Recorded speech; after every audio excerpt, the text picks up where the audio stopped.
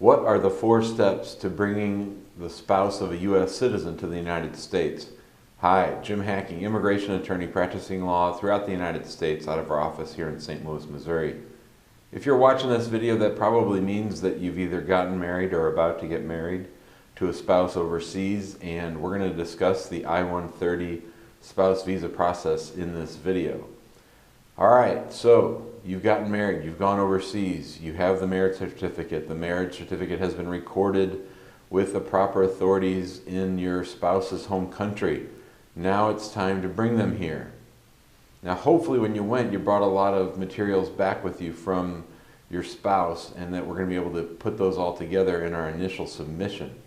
But the first stage of bringing a spouse to the United States is filing an I-130, petition for an alien relative, which is the form that you use to notify the Immigration Service that you want to bring your spouse to the United States. So all these cases start at USCIS, and you file the paperwork with them, and you submit a bunch of supporting documents. What are the documents that you submit? Marriage certificate, proof of the relationship, the filing fee, the I-130 itself, a G-325, which is a background information sheet, a G-28, which is the form that says that we're your attorney, and you submit all that to the Immigration Service, and it takes them about 3 or 4 months to approve your case. So stage 1 is at USCIS. Stage 2 is at a place called the National Visa Center. So after an I-130 is approved, it is sent to the National Visa Center. Now what happens at this part of the process? At this part, you submit an online form called the DS-260. This is a lot of the same information that's done on the I-130.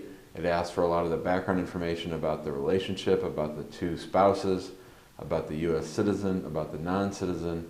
There's a lot of information that's requested: family relationship, parents, and trips that the person's had to the United States, criminal history, all these kinds of things. They want to know a lot of detail about the overseas spouse. So you file that DS-260 online. This is after you've paid some additional fees. So I should have backed up a little bit. At the National Visa Center stage, the first thing you do is you pay the fees. So there's an affidavit of support fee and an immigrant visa fee. These 2 fees have to be paid to start the process at the National Visa Center. And you're often waiting about a month to get the case from USCIS to the National Visa Center. Once you pay those fees, you'll get a document cover sheet. You want to make sure to keep that. You'll also get receipts back for the payments of the immigrant visa fee and the affidavit of support fee. After you do that, that's when you file the DS-260, and then eventually you're going to submit a checklist. A checklist is going to be all the supporting documentation. For some countries, you do that through paper filings. You send a package to the Immigration Service and actually file that with them on paper form.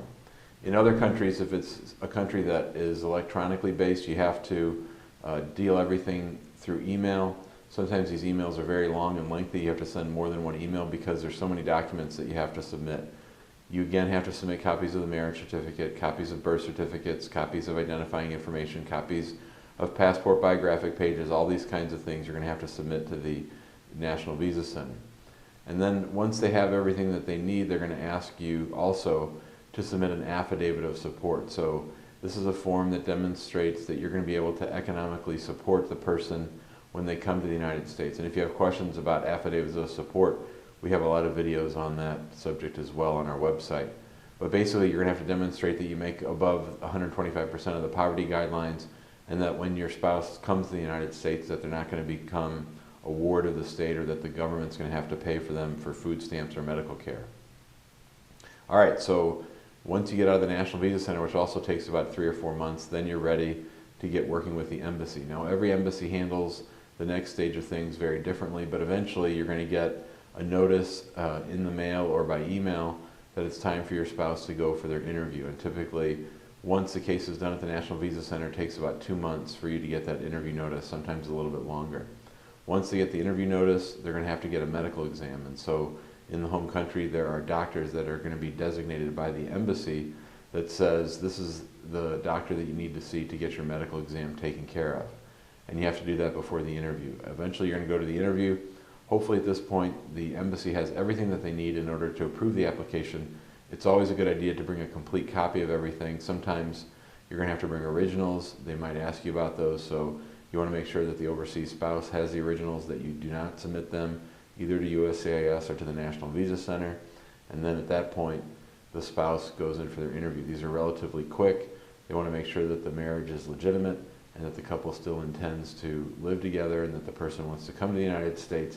And if there's any questions or red flags that have been raised by the person's background, by the checklist, or any other documents that were submitted, the embassy officials are going to ask them about that. In most situations, the embassy people say, give us your passport, and you can either come back and pick it up with your visa stamp to come to the United States, or they can send it by DHL or some other courier service from the embassy to your house there in your home country.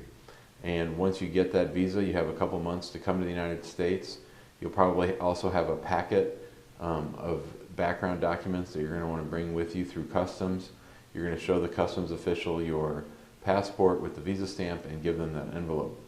The other thing that's important to keep in mind, that in between that time period of when the embassy has approved the petition and the non-citizen spouse is coming to the United States, you want to make sure that you get online and pay the Ellis fee. There's a fee to pay to get the actual green card. So the goal is that you leave the packet with the customs officials, you come through on your passport, and if you've paid that Ellis fee online, you'll get the green card in the mail hopefully a few weeks, sometimes a few months after you arrive in the United States. So that is the entire process: USCIS, National Visa Center, embassy, and then pay the Ellis fee. Those are the 4 stages of any successful I-130 spouse visa petition.